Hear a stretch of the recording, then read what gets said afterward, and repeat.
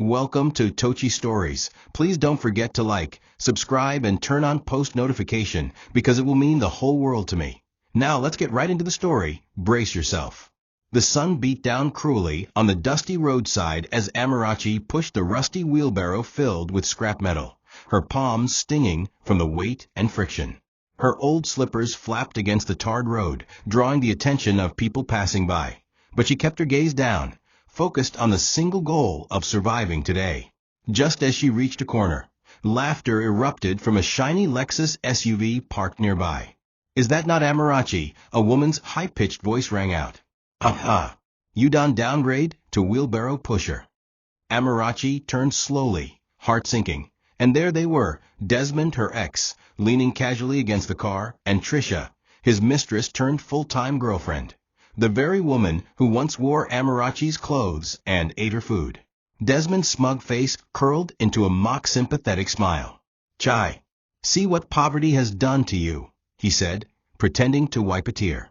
Trisha laughed harder, pulled out her phone, and aimed it at Amarachi. "Let's post her on TikTok, from princess to pusher," she teased. The weight of humiliation crushed Amarachi more than the wheelbarrow ever could. People began to gather, their voices mixing with the loud music blaring from Desmond's car. The mocking laughter seemed louder than the speakers. Amarachi stood still for a moment, trying to hold back the tears pooling in her eyes, her arms trembling, not from a load, but from rage, pain, and shame. A group of teenage boys joined in chanting, "Wheelbarrow Babe, Wheelbarrow Babe," as if it were an anthem. Some took videos, others clapped and whistled. One threw an empty plastic bottle that hit the side of the barrow with a loud clang. But Amarachi said nothing. She gripped the wooden handle tighter and slowly began to push forward, eyes fixed ahead, heart in pieces. Her body felt numb, but her mind roared with fire. If only they knew. If only they knew what she had built in silence, what empire was waiting just around the corner. But no, they were too drunk on her past pain to recognize the force she was becoming. Still, her voice failed her. She didn't want to waste words. Her revenge was already in motion. The laughter continued behind her like an echo that would haunt her memory. By the time Amarachi reached the scrapyard to deliver the load, her shirt was soaked in sweat and tears. She handed the barrow to the yard boy and went behind a wall to sit. She didn't cry like a helpless woman. No, she cried like a woman who had swallowed too much, who had been burned so many times but never broke. That laughter from Desmond wasn't just a reminder of her fall. It was a wound reopened, a betrayal relived. He had once promised her the world when her father was alive, even proposed marriage. But the moment the old man died and his properties were seized in a family feud, Desmond had turned cold. And Trisha had been her friend since university. How quickly loyalty turned to wickedness. Amarachi wiped her tears with the edge of her wrapper, stood up, and pulled out an old black phone from her pocket. On the screen were blueprints, car parts, factory plans, and numbers. No one needed to know, not yet. But when the time came, the entire world, especially Desmond and Trisha, would know that the same woman they laughed at was the one who owned the cars they couldn't afford to dream of. The memory of Desmond walking out on her was something Amarachi could never forget, not because she was still in love with him, but because of the way he did it. She had just returned from the village after burying her father, a man who once owned 5 filling stations and 2 transport companies. The burial left her penniless. Her late father's brothers took over all his assets and left her with nothing but her clothes. When she returned to Lagos, she hoped Desmond would welcome her with warmth, perhaps even a shoulder to lean on. But instead, he stood at the door of his apartment with a bag in his hand and a smirk on his face. "You know I can't be dating a liability," he said flatly. "You were useful when you had money. Now you're a burden. Please leave." Amarachi froze, her lips trembling, her voice lost in shock. "Desmond, you know I just buried my father. You know they took everything," she whispered. But he didn't flinch. "That's not my problem," he said, stepping aside so she could walk out. And standing behind him, dressed in one of Amarachi's old jackets, was Trisha, her best friend. The betrayal cut deeper than anything Amarachi had ever experienced. Trisha had been more than a friend. She had lived with Amarachi at one point during NYSC, when her own parents couldn't pay rent. Amarachi remembered sharing her food, her clothes, and even helping Trisha get her first job interview. But it was all a lie. Behind those smiles, Trisha had been studying her, waiting for the right time to strike. Desmond didn't just fall into her hands. Trisha had pushed Amarachi out of the way. She'd whispered things to him, manipulated situations, and turned every crack into a canyon until the relationship collapsed. That night, Amarachi had no place to go. She slept in a bus stop, hugging her bag tightly, shivering from both cold and heartbreak. Stray dogs passed by, and men stared at her hungrily. She had never felt so vulnerable. The woman who once cruised in her father's Prado was now begging a street hawker for pure water. But she didn't die. She didn't even fall sick. She survived, and in that survival was the birth of something stronger, a fire, one that betrayal had ignited, and humiliation would feed. She spent the next few weeks squatting with a distant cousin who barely tolerated her presence. The cousin's wife often made snide remarks, loud enough for Amarachi to hear, about jobless girls with big dreams. She never defended herself. She woke up before anyone, swept the compound, washed clothes for small money, and went out each day to look for menial jobs. No one wanted to hire a big girl who used to work in her father's company. They laughed at her when she asked for opportunities, told her to humble herself.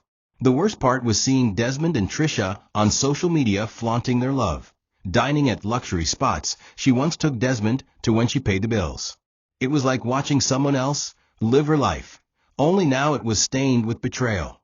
Amarachi wanted to scream, to fight, but instead she endured. And as she endured, she observed, listened, and quietly built something inside her. Not hatred, but resilience. She vowed that if she ever rose again, it would not be to beg or explain herself. It would be to own everything they thought she lost, and more. Every betrayal is painful, but betrayal by someone you once considered family is a knife that twists every time you breathe. Amarachi sat under a tree beside a roadside mechanic shop, staring at her scraped palms, when she saw a car drive by. It was a red Mercedes-Benz, her favorite color, her dream brand. And behind the tinted glass, she saw Trisha laugh while Desmond drove. The car had her initials on the plate. Not Desmond's, not Trisha's, hers. That was when it clicked. It was her old Benz, the one she bought with her salary before her father died. Desmond must have forged papers and transferred it to himself. And he gave it to Trisha. That moment broke something in Amarachi's spirit. It wasn't just about the car. It was about how easily people could erase you, claim your victories, and still mock your downfall. Trisha turned her head briefly, and their eyes met. There was a flicker of shock, then a smug smirk. Trisha raised her iPhone and took a picture. Amarachi knew what would follow. Another round of online mockery. But this time, she didn't flinch. She let the pain settle in her bones like cement. This was her turning point. Later that evening, Amarachi found herself staring at an old notebook where she used to scribble business ideas. Most pages were torn or faded, but she found one titled Amarachi Auto Empire. She smiled bitterly. The dream that once felt like a joke suddenly felt like salvation. She didn't know how she would do it. She had no money, no contacts, and no location. But she had memory. The memory of her father's teachings about engines, gears, and machines. She remembered how he used to say, "If you know how to build something from scratch, you will never be completely poor." Amarachi spent her nights researching on borrowed phones, watching videos about assembling cars, engines, and electric models. She began approaching roadside mechanics and learning. They mocked her at first, calling her fine girl way one do man work. But one of them, an old man called Babatund, saw something in her eyes and agreed to teach her. She worked without pay, cleaned greasy parts, and spent hours listening to the rhythm of machines. In the dirt and noise, she was reborn. Trisha, meanwhile, continued her parade of fake luxury online. She became an influencer, posting pictures of vacations paid for by men she called fans. But behind the scenes, cracks began to show. She wanted a lavish life, but Desmond was beginning to struggle to keep up. His company was facing audits, and their income had started dropping. But they kept pretending. Pretending was easier than admitting failure. One day, Desmond texted Amarachi, pretending to check on her. She ignored it. A week later, Trisha posted a cryptic message online. "Be careful who you step on. They might be your boss tomorrow." Amarachi laughed. "Too late," she whispered. Because her first car was already halfway done, a hybrid built from scrap, held together with sweat and genius. They would never see it coming. It happened on a rainy Monday morning.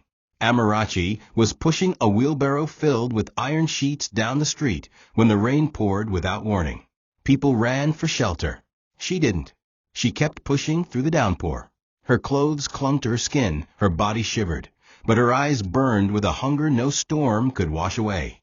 She reached the workshop and collapsed under the zinc roof, soaked to the bone. "You done craze?" Baba Tun barked. "You for drop the load now. Rain no day kill rich people." She only laughed. A tired, cold, defiant laugh. "Sir, rain doesn't stop destiny," she said. He stared at her for a long moment, then walked away. But that day, he called her engineer Amarachi for the first time. And that name stuck. Even the younger boys began to respect her. She wasn't just a pretty girl anymore. She was the one who knew how to weld, assemble, and calculate torque like magic. The car was no longer a dream. It was a mission. A silent war she planned to win without bullets, just steel and strategy. 2 months later, she used her savings and a small loan from a local spare parts supplier to rent a hidden workspace. Nothing big, just a tin-roofed enclosure with broken equipment. She painted the walls with her hands and called the place AMA Motors. No one believed in it, not even the landlord. But Amarachi didn't need belief. She needed results. She worked day and night, building silently. She posted nothing on social media. No motivational quotes. No pity party. No promises. Just action. The prototype was ready within 4 months, a sleek, electric-powered city car, designed for rough Nigerian roads. When she took it for a test drive, even the police officers at the checkpoint clapped. One of them said, "Non-Nigerian build am? God punish poverty." That comment stuck with her. Poverty had punished her enough. Now it was her turn to return the favor. But pride always finds a way to test your strength. That evening, Desmond and Trisha showed up again, this time near the main market in a borrowed car. Amarachi was delivering a wheelbarrow load of aluminum to a client when she passed them. Trisha screamed with laughter, leaned out the window and shouted, "This wheelbarrow girl no day tire? You no get shame." Desmond laughed, so hard he spilled his drink. Amarachi paused, turned to face them, and stared, not with anger, but pity. Then she smiled. A smile so calm it unsettled them. She didn't say a word, just turned and walked away, slowly, majestically, as the rain began to fall again. This time she didn't run. Let them laugh. One day they would choke on that laughter. The room Amarachi called home was nothing more than a patched square of cement with faded walls and a leaky ceiling that wept when the clouds did. It was the kind of place where silence was louder than noise, where each drop of water that fell into the rusted bucket echoed like thunder. On nights like this, when her body ached from hours of heavy lifting and welding, Amarachi sat on the bare mattress she got from a nearby refuse dump, her back pressed against the damp wall, staring into nothing. The smell of kerosene from her tiny stove lingered in the air. Tonight, the rain was relentless, and she had no more plastic containers to place under the drips. Her blanket was damp, and her last sachet of pure water was warm from sitting too long beside the stove. She clutched it to her chest, trying to pretend it was comfort, trying to forget that just 2 years ago, she used to sleep on a king-size bed, in a house with security lights, fresh bed sheets, and air conditioners humming gently through the night. Now, she barely had peace. Even mosquitoes refused to leave her alone. But the worst pain wasn't physical. It was mental. Amarachi replayed Desmond's laughter in her head like a broken tape. Every word he said that day by the roadside stabbed her pride repeatedly. She remembered how he used to hold her hand, how he called her his golden queen, and how Trisha would send her scriptures and sweet voice notes. All lies, all a setup for the betrayal she never saw coming. In this tiny room, there were no lies, no love, just truth, the kind that broke you but also built you. She stood up and opened her drawer, a small wooden box with her father's picture, the car designs she had drawn over the past year, and a file labeled AMA Motors, Phase 2. Her fingers trembled as she touched the paper, not because she was afraid, but because it was her only form of hope. Her face, glistening with tears, turned to a mirror cracked at the corner. She looked herself in the eyes and whispered, "They laughed at my wheelbarrow, but very soon they will walk to beg while I drive past them in silence." The next morning, Amarachi rose before dawn. She couldn't afford to be late to the garage. She hadn't eaten properly in 2 days, but she pushed herself because quitting was never an option. On her way out, she saw 2 neighborhood women talking in hushed tones. "Now that girl way dem day always laugh," one said. "She day do mechanic work like man. Who go marry am?" They laughed. Amarachi passed them without saying a word. She had no time to argue with small minds. She took it all in, every whisper, every insult, and stored it like fuel. As she walked to the bus stop, her slippers soaked in morning dew, she saw a Range Rover cruise past. The driver honked and waved. It was Trisha. Amarachi met her eyes and nodded. Trisha raised her phone and took another picture. Probably another TikTok post. Amarachi smiled to herself. Let them record, she thought. Let them archive their own disgrace. One day they will look back and realize they were mocking the woman who was building an empire in silence. By the time Amarachi reached the garage that day, she felt the dizziness of hunger crawling up her neck like smoke. But she didn't complain. She removed her coverall from the hook, tied a scarf over her hair, and walked straight to where Babatund was tightening the bolts on an axle. He didn't greet her. He just nodded, and she nodded back. That was their rhythm. In that space, she wasn't a woman. She wasn't a victim. She was an apprentice, a soldier of metal and grease. Around noon, her stomach growled, so loud the boy beside her paused. "Auntie, you never chop?" he asked.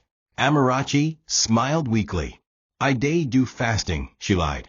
But the truth was, she had nothing left. Not even a sachet of Gary.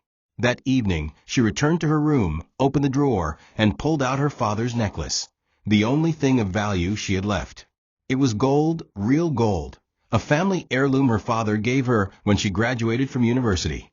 She clutched it, kissed it, and whispered, "Forgive me, Papa." Then she wrapped it in a white cloth and walked to a pawn shop in Ojalegba. The pawn shop was run by a small, greedy man who weighed the necklace like he was inspecting a dead insect.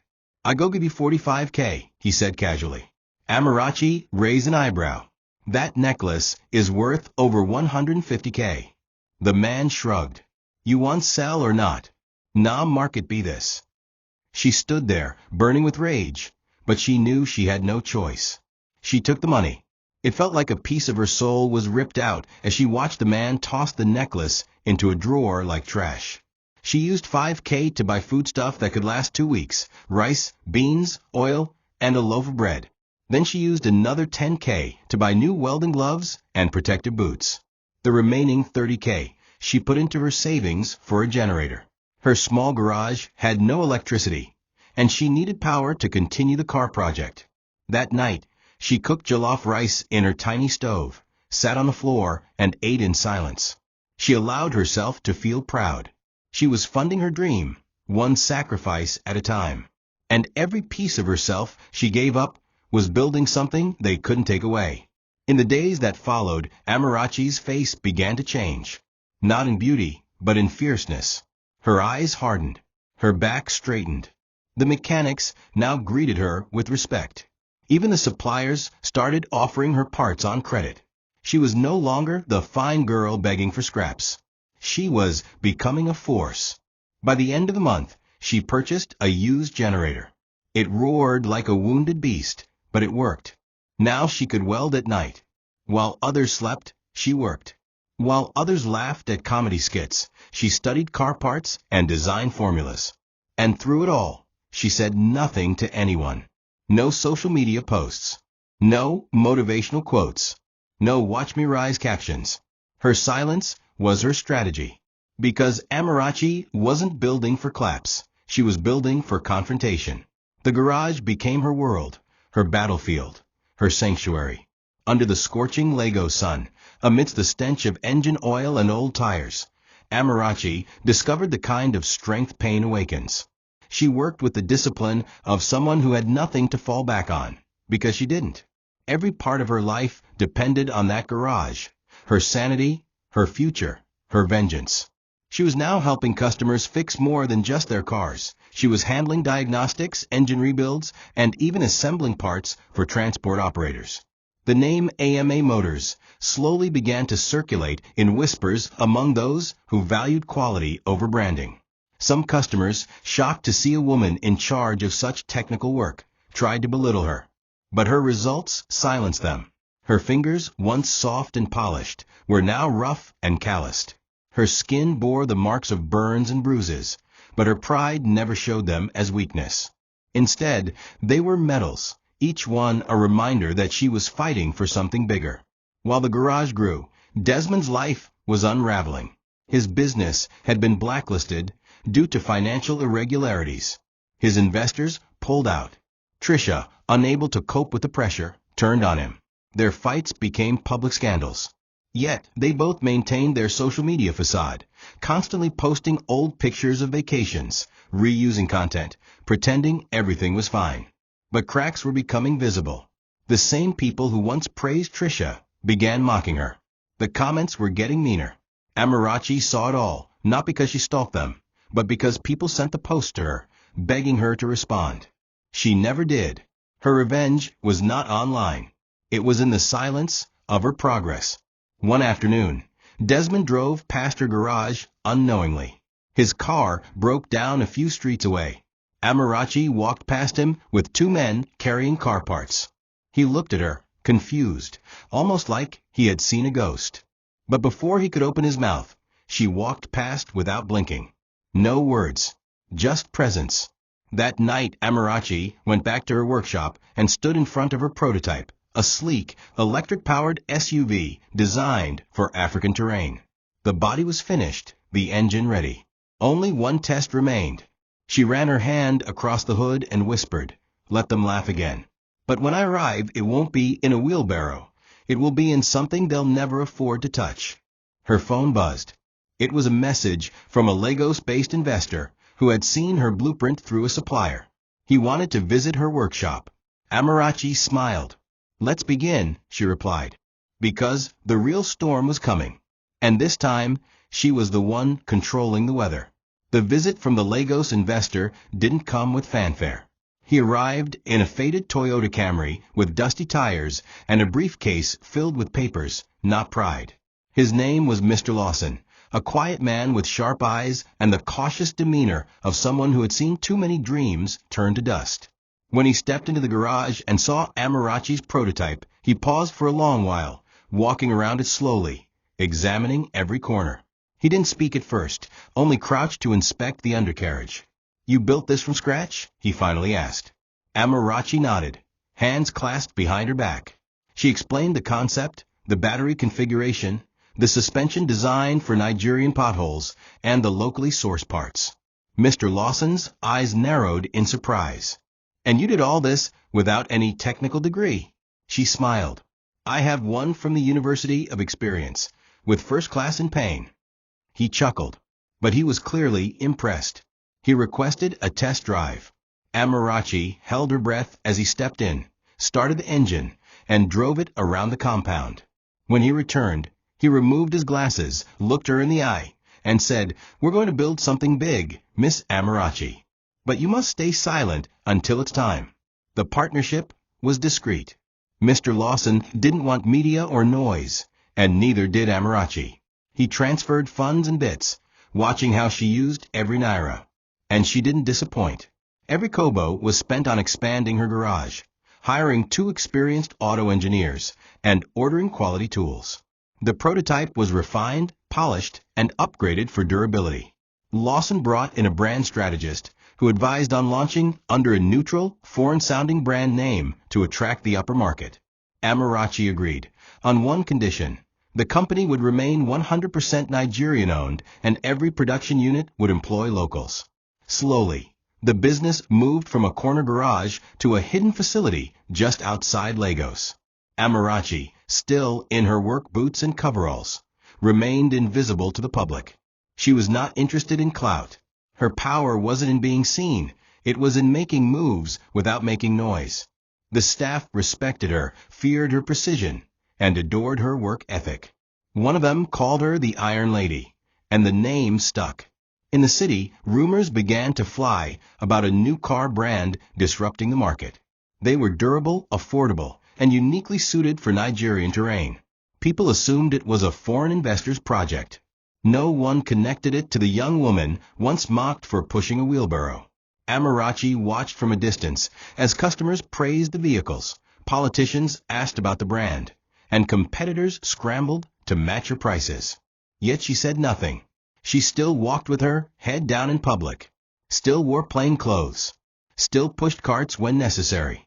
But behind the humility was a multi-million naira empire growing in silence. Sometimes at night, she'd stand in the corner of her new factory and whisper to herself, "They laughed at me. Now they drive my dream." It wasn't time for revenge yet, but the clock was ticking. The day her first official vehicle rolled off the factory line was the day Amarachi finally allowed herself to cry, not from sadness, but from something deeper: pride, relief, justice. She stood in front of the matte black SUV, its headlights blinking like blinking eyes, full of purpose. The staff clapped. Mr. Lawson handed her the keys. "You deserve to drive the first one," he said. But Amarachi shook her head. "No. I want someone who understands suffering to drive it first." She selected a local woman who sold roasted plantain by the roadside, someone who had once given her free food when she couldn't afford a single slice of yam. The woman sobbed as she sat in the luxury seat, still in her wrapper and apron. "I've never entered a car like this in my life," she whispered. Amarachi sat beside her and said softly, "Now you're in one, and it's yours for 1 month, free of charge." The media caught wind of the story, and blogs began reporting the mysterious female boss who was giving out cars to ordinary people. Still, her identity remained hidden. She wanted it that way, for now. The orders started pouring in. Transport companies, private individuals, and even government officials began requesting customized units. Amarachi hired more workers, trained young apprentices, and continued overseeing every detail. AMA Motors grew exponentially within 6 months. The profits rolled in, but she never changed her lifestyle. She still rented the same room, ate simple food, and wore simple clothes. The only thing that changed was the confidence in her voice and the fire in her eyes. Her staff often wondered why she never smiled in pictures or attended launch parties. But they didn't know the pain she was still carrying. Amarachi had not forgotten that day on the roadside. The laughter, the recording, the shame. And until she stood before Desmond and Trisha again, this time not as a victim, but as a queen, her story would remain incomplete. She wasn't building cars for luxury. She was building weapons of poetic justice. And the war had only just begun. Then came the biggest breakthrough yet.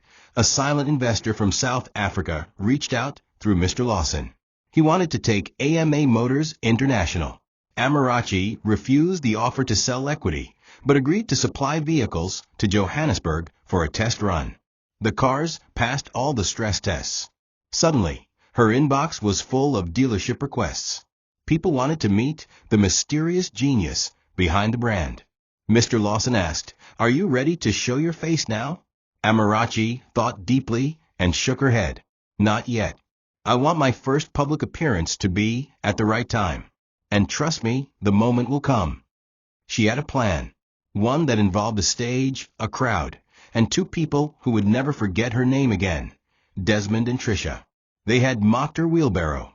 Now they would pay for every laugh, every insult, every betrayal. And the bill was long overdue. The launch day came quietly, No loud advertisement, no celebrity endorsement, just a showroom with a simple name, Amax Auto Hub. It was sleek, modern, and located in the heart of Victoria Island. Amarachi arrived at night, wearing a cap and hoodie, and stood across the street watching people enter. Influencers took pictures by the entrance, and wealthy clients inspected the vehicles with awe. "This car is solid. Nigeria made," one man asked. "Yes," the sales rep replied. 100% Nigerian engineering. The pride in that answer made Amarachi's chest tighten. She had done it, but her face still wasn't on any banner. She didn't want her story trending for pity or clout. She wanted it to strike only when the time was right. When she turned to leave, her eyes caught sight of a familiar figure, Desmond. He walked past the showroom, arguing on the phone, his shirt partially torn, his shoes dusty. He looked worn out. Amarachi's eyes narrowed. The lion was weakening. It was almost time for the hunt. Unbeknownst to her, Desmond had just been sacked from his job at a fintech company. After several internal fraud allegations surfaced, many linked to Trisha's excessive spending, the company let him go. Trisha had started distancing herself too. She now spent her time with club promoters and soft men who promised her trips. The apartment she and Desmond shared was on the brink of repossession. Desmond had no idea that the woman whose number he deleted and whose dignity he shattered was now the one supplying the cars parked on the very street he could no longer afford to walk. But life has a way of circling back. A week later, desperate and confused, Desmond walked into Amax Auto Hub to ask for a job. He wore an old suit and carried a faded briefcase. Amarachi, who had cameras installed in all her outlets, watched the footage from her office with cold calmness. She didn't move. She simply picked up her phone and called the receptionist. "Tell him to wait. I'll be there soon." Then she dressed, not in her usual coveralls, but in a tailored black suit, with heels that clicked like authority on marble floors.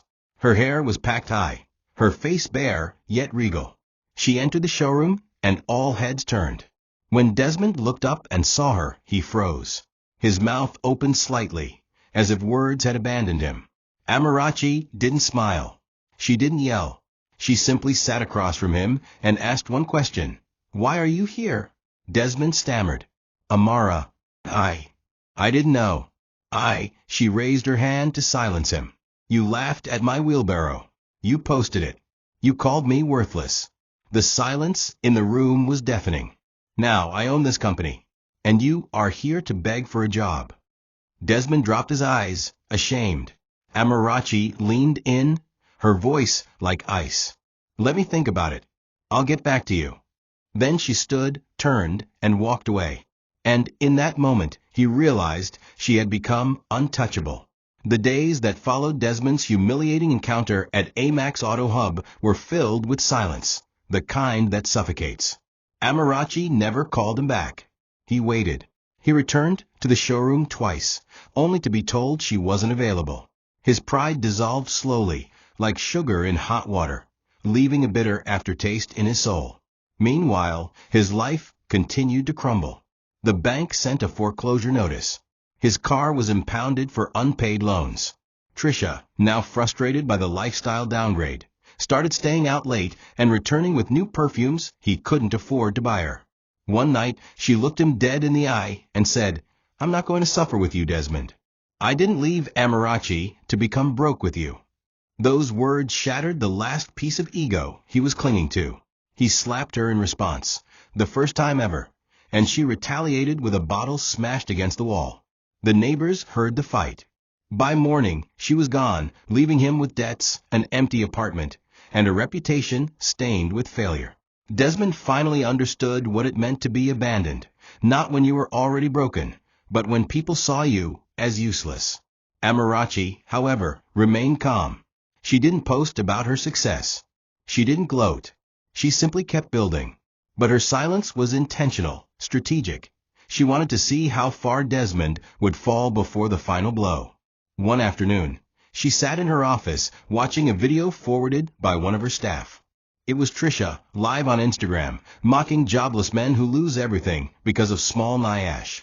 The comment section was brutal. with some people reminding her how she once rode on Amarachi's coattails. Amarachi chuckled and shook her head. Trisha was imploding publicly. Desmond was dying privately. It was only a matter of time. Her assistant entered and informed her that Desmond had applied for a car loan through another company. Amarachi now had silent control over that company too. She flagged the application, rejected it, and made a note. Wait until he's on his knees. She wasn't doing this for claps or likes. She was doing it for every woman who had been mocked for falling, for every betrayal that went unpunished. Her pain had matured into purpose. At night, she stared at the ceiling of her new penthouse apartment, one she moved into quietly, without cameras, without influencers. It was sleek, minimalist, and built with her sweat. From the balcony, she could see the city that once mocked her. Her thoughts wandered to the first night she slept on a bench, to the men who laughed at her, to the day she sold her father's necklace. God, she whispered, look what pain has made me become. She still hadn't told her story publicly. The world only knew there was a brilliant woman behind Amax Auto Hub, but not who she was. But she was saving that moment, the day she would unveil herself in full glory, not to boast, but to burn into the memory of those who tried to erase her. And the fire was almost ready. Desmond had never tasted this kind of desperation before, not even in his university days, when he had to borrow textbooks or sneak into exam halls. This was different. This was soul-level helplessness. He sat on a stool in a small buka, his clothes rumpled, his face unshaven, sipping Gary with a spoon. The owner of the buka pitied him and offered free pepper soup. He nodded, ashamed, unable to decline. He had tried everything. Cold calls to old friends, job applications, even begging a former boss who now blocked his number. Trisha was gone. Her number no longer connected. Her social media showed her in a hotel room with another man. He had no one. He tried selling his wristwatch, the same one Amarachi had once bought for him, but it was fake. The mall refused it. One evening, he sat by the roadside and saw a child pushing a wheelbarrow. For a moment, he thought it was Amarachi. His chest tightened. Then the child turned, and he realized it wasn't her, just another hustler. But the memory of that day, that wheelbarrow, came crashing back. The mockery, the pride, the mistake. He was now living in the very world he once laughed at. He returned to Amax Auto Hub once again. This time, not for a job, but to plead. Amarachi was in a meeting, but when she was informed, she paused. Let him wait, she said. Let him wait for hours, like I waited for mercy. She kept him waiting until the sun set. When she finally walked into the room, she didn't sit. She stood before him, poised like royalty, dressed in a burgundy suit, her eyes cold but unreadable. Desmond stood too, unsure whether to kneel or cry. Please, he began, I was stupid. I lost everything. Trisha's gone. I'm not even asking for a job anymore. I just want to talk. To say, I'm sorry. Amarachi didn't blink. You're sorry, she repeated, almost as if tasting the word.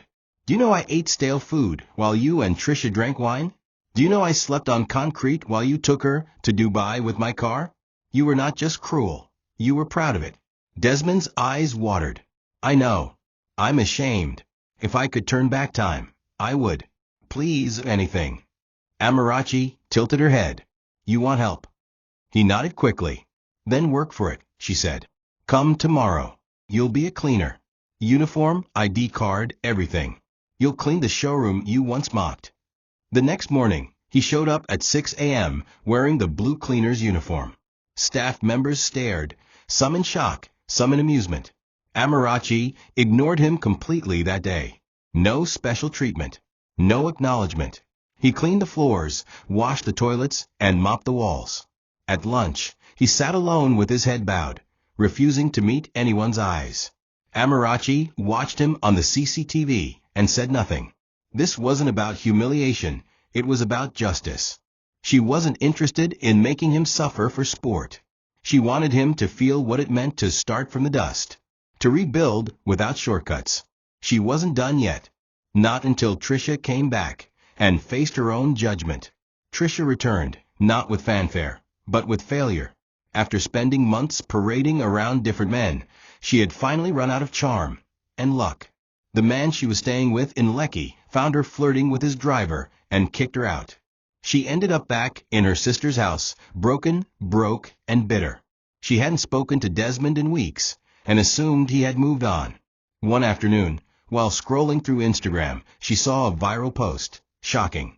Ex-boyfriend of Amax CEO spotted working as a cleaner at her showroom. Trisha blinked, confused. Then she zoomed in on the picture. It was Desmond in a blue uniform mopping the floor. Her jaw dropped. "Amarachi," she whispered. "No way. Could it be? Could that wheelbarrow girl really be the owner of the car empire making headlines?" Panic gripped her.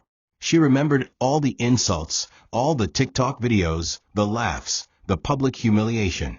She knew if this was true, her own fall would come next. She dressed up immediately and went to the showroom, dressed in heels and fake designer wear. She walked in like she owned the place.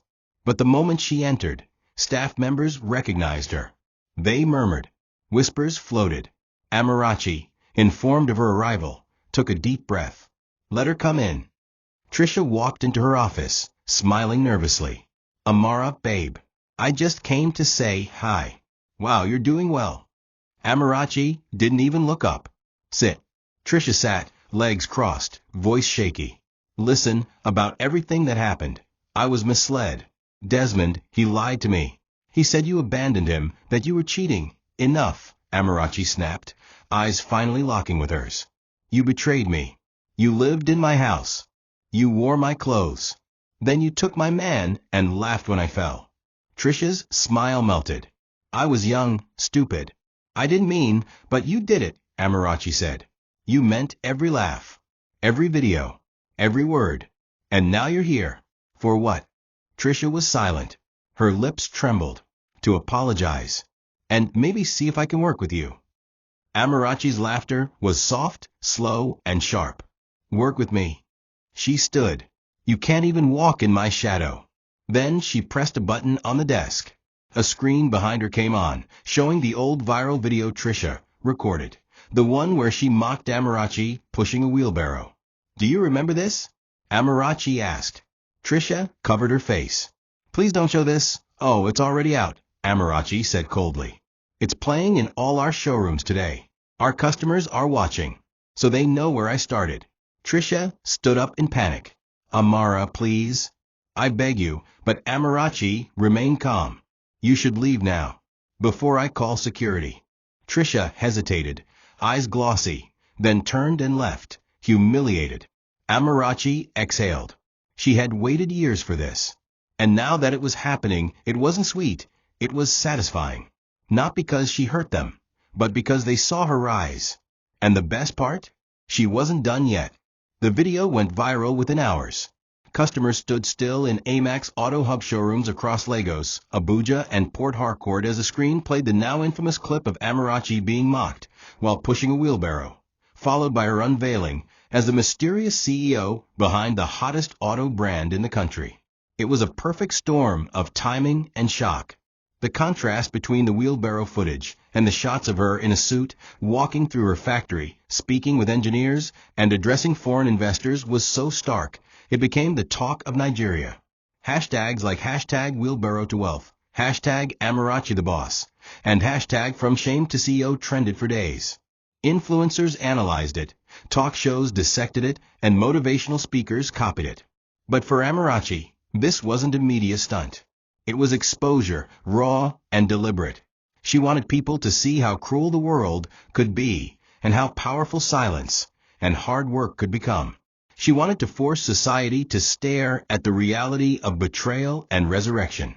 And Desmond and Trisha were now symbols, not a success, but a failure by mockery. The fallout was immediate. Trisha's remaining influencer deals were canceled. Brands didn't want their name associated with someone who mocked another woman's suffering. Her comment sections were filled with curses. People reposted the video she had once proudly uploaded, the one mocking Amarachi, with captions like "See what jealousy looks like," and "This is why you must never laugh at someone's struggle." Trisha went into hiding. Even her sister refused to house her again, citing embarrassment. Desmond, already working as a cleaner, couldn't look anyone in the eye. Customers began whispering about him when they saw him mopping floors. Isn't that the ex who left her for her friend? See how karma caught him. The shame ate at him like acid. One morning, he approached Amarachi privately. He knelt at the back of the showroom, tears in his eyes. Please, I'm ready to do anything to earn your forgiveness. I know I don't deserve your mercy, but I'm sorry, deeply. Amarachi looked at him for a long moment and asked softly, do you know what it means to bury your pride and push a wheelbarrow, knowing that the people who once claimed to love you are laughing? He sobbed. Now I do. But Amarachi was no longer the broken girl who cried in silence. She was a woman with power, purpose, and position. She didn't rush to forgive. She didn't post pity messages. She simply said, keep working. Maybe your hands will one day carry honor the way they once carried betrayal. And with that, she walked away. The entire staff began seeing her differently. They didn't just respect her, they revered her. This wasn't just about wealth anymore. This was about legacy. Amarachi was rewriting the narrative of dignity, endurance, and payback. Her story was no longer a secret. It was a torch, and it was setting fire to every corner of mockery and injustice. The organizers of Nigeria's biggest entrepreneurship summit invited Amarachi to speak. Initially, she declined. She hated microphones, stages, and cameras. But Mr. Lawson encouraged her. This is not for you, he said. This is for the millions of girls watching, thinking suffering is the end of their story. After some thought, Amarachi agreed, on one condition. Desmond and Trisha must be invited. Not by name, but anonymously. She arranged it through the PR team, providing their contact details and offering them exclusive VIP slots to a major business network opportunity. Neither of them knew it was a trap, a red carpet moment not for their elevation, but for their revelation. The day came. The hall was packed. Industry giants, celebrities, journalists, and aspiring entrepreneurs filled every seat. Amarachi stepped on stage in a custom-made suit, the fabric sleek but understated. The crowd rose in applause, not because she was famous, but because her story had touched something in them that money couldn't buy. She began with silence. Then she spoke. There was a time I pushed a wheelbarrow in the rain. I was mocked, filmed, posted, and humiliated, not by strangers, but by people I fed, loved, and trusted. The hall went quiet. They laughed at my fall, but they didn't know I was learning how to rise. She played the video, the same one Trisha had recorded. It filled the giant LED screen behind her. Gasps echoed through the room. And then she stepped aside, letting the footage fade into a photo of her standing beside her first electric SUV. That wheelbarrow is now history, she said, because pain pushed me into purpose. And revenge came silently with interest. The applause was thunderous, but Amarachi wasn't done. She turned to the audience and said, if you're here, and you know you've ever mocked someone's struggle, be careful. You might be kneeling before them tomorrow. As the crowd stood clapping, the camera zoomed in on two faces in the VIP section, Desmond and Trisha. They were frozen. Trisha's eyes were wide with disbelief, her lips trembling. Desmond stared blankly, pale and breathless.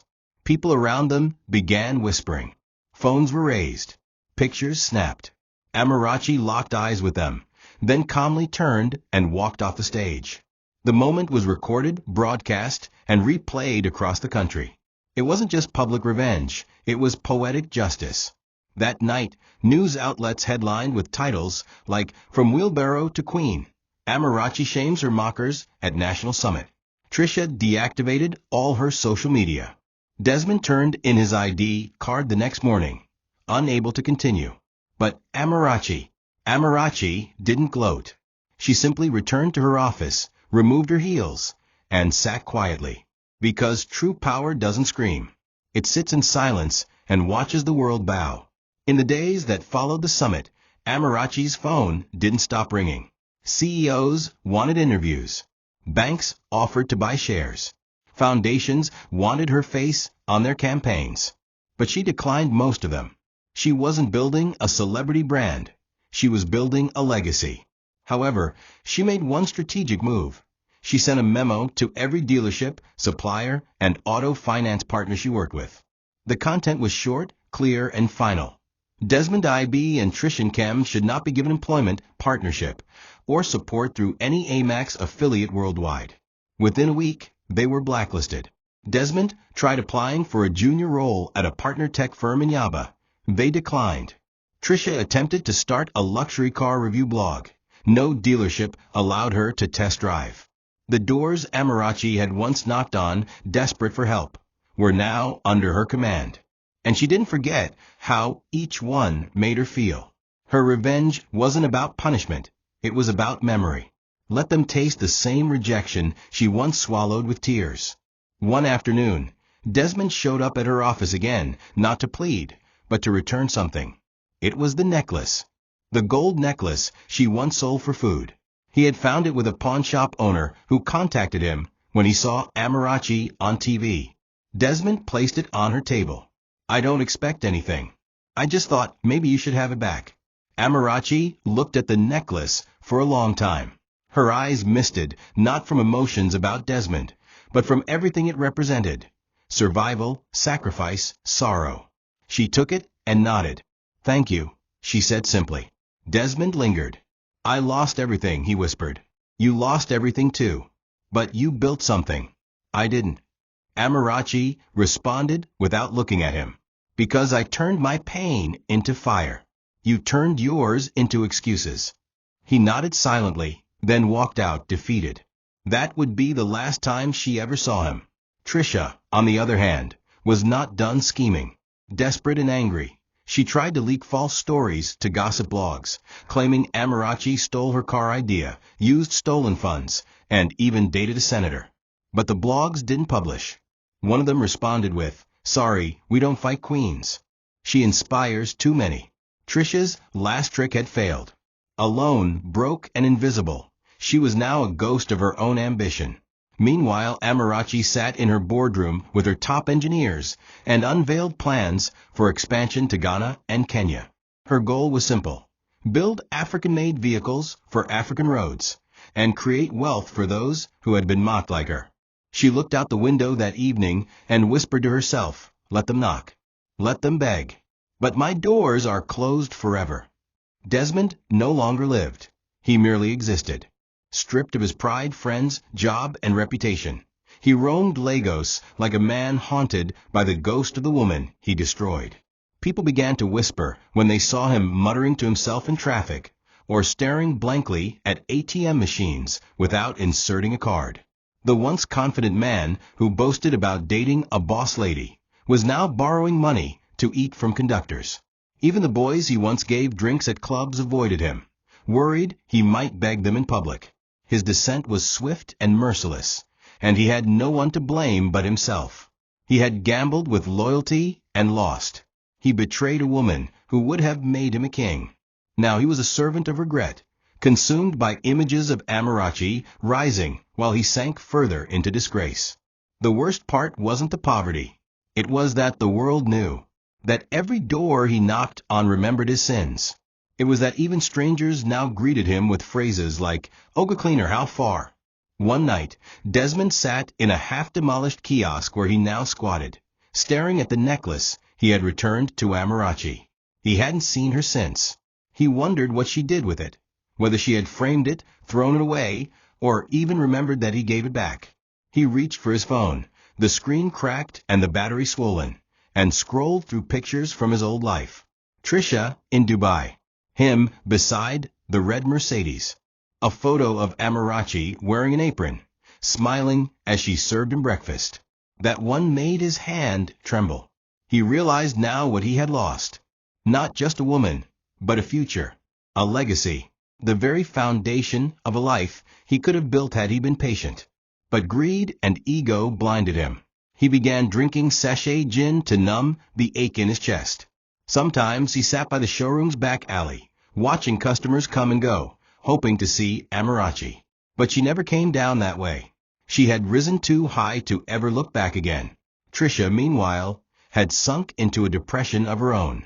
After being rejected by gossip blogs, she tried to restart her influencing career by hosting a fake empowerment event.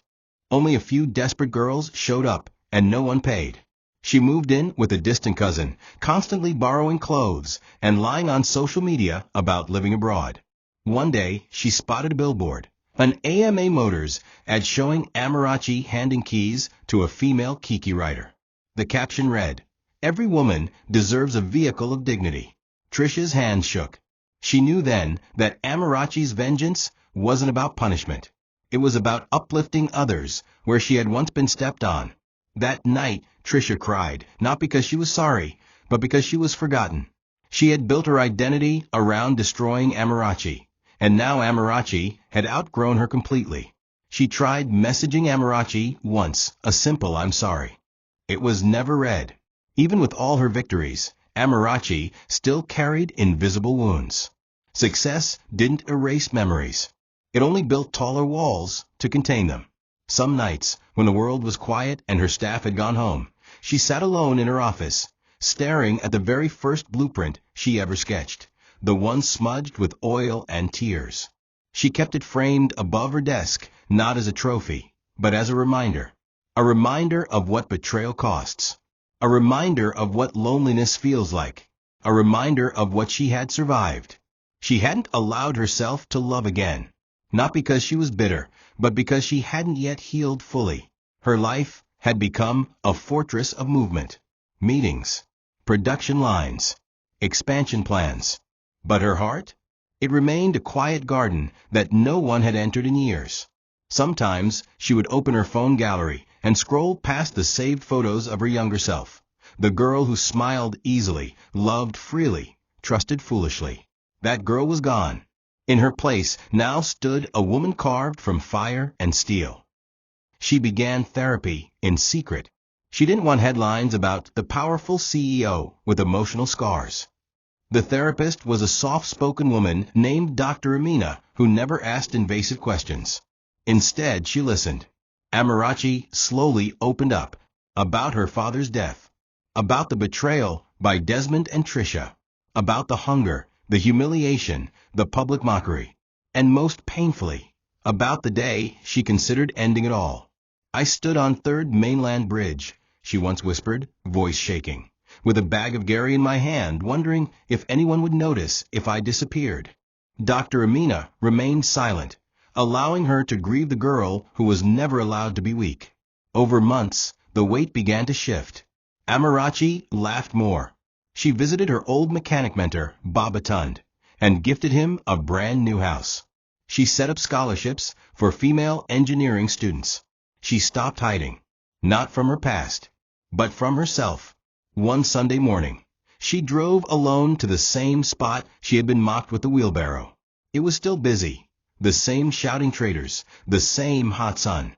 She parked quietly and walked on foot to the very bend where it happened. Nobody recognized her. She wore a simple dress and no makeup. She stood there for 10 minutes, eyes closed, breathing in the moment. Then she turned around and left, not with sadness, but peace. That chapter was closed. She had healed. Not completely, but enough to stop bleeding on the inside. She drove home, not in silence, but with music playing softly. For the first time in a long time, she sang along. Not for anyone else, just for herself. Because sometimes healing isn't loud. It's quiet victories. It's choosing not to hate. It's smiling at a scar and saying you didn't win. The invitation came in a golden envelope. The Office of the Presidency cordially invites Miss Amarachi Kemdalam for a national honor ceremony, in recognition of her contribution to local manufacturing, women empowerment, and entrepreneurial innovation. She stared at it for hours, not because she was overwhelmed, but because the girl who was once chased out of offices and mocked for asking for jobs was now being invited to walk the red carpet of national glory. Her staff celebrated wildly, cheering and hugging her. But Amarachi remained calm. She knew this wasn't about a plaque or a handshake. This was about legacy.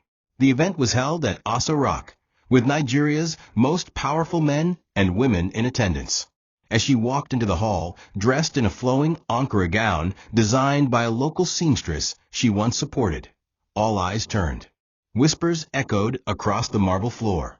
"That's her, that's the Amarachi we saw online." Reporters surged forward. Cameras flashed. But she walked slowly, with grace, not to impress, but to declare. When her name was called, the applause was thunderous. The president stood as he handed her the award, saying, "Miss Amarachi Nkemdalam represents the Nigeria we dream of, resilient, brilliant, and unapologetically African." She took the mic, but paused. The room fell silent. Then she said, "I thank you for this honor. But the true award was surviving a world that tried to break me. This is not just for me. This is for every woman who was laughed at, every man who started with nothing, every dream that was mocked. Look at me. I was once a wheelbarrow pusher. Today, I build the wheels the world rides on." The hall erupted. People stood and clapped, some crying. On social media, her speech was replayed 1,000,000 times in 48 hours. A girl from ABA tweeted, "Because of Amarachi, I will never again be ashamed of where I started." Back in Lagos, the staff at AMA Motors surprised her with a mural on the factory wall, a painting of her pushing a wheelbarrow, with the quote, "From humiliation came horsepower." She stood before it, speechless. Her journey had come full circle. Not because she wanted revenge, but because she earned respect the hardest way possible, by fighting through every no, every insult, every betrayal. Amarachi had become a name that meant resilience. A woman who carried pain in her palms, turned it into steel, and built a legacy from tears.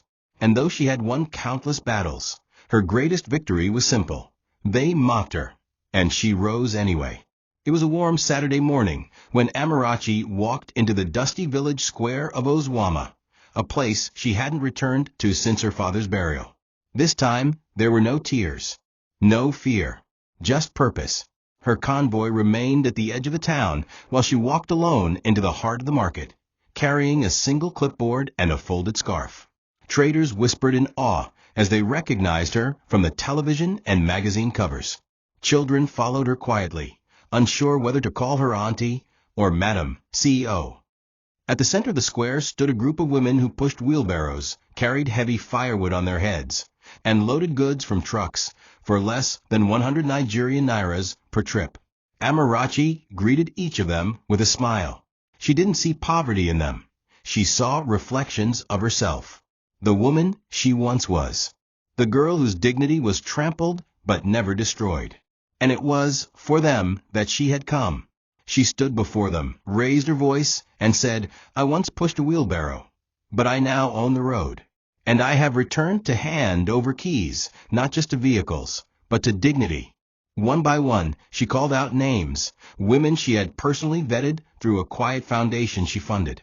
Each one was handed keys to a brand new mini delivery truck designed by AMA Motors. Vehicles customized with their names on the doors, fitted for small business logistics, and programmed with fuel-efficient technology. The women wept, some kneeling, some praying. The crowd cheered. For the first time, the village square was filled not with sorrow, but with transformation. Amarachi turned to the press present and said, "I don't give out cars to show off. I give them out because nobody helped me when I needed it. I will be the help I once prayed for." A pastor offered to pray for her. An old teacher she once knew approached and hugged her, trembling. "Your father would be proud," he whispered. She nodded, holding back tears. For a long time, Amarachi had carried the weight of proving something, to her enemies, her past, and even herself.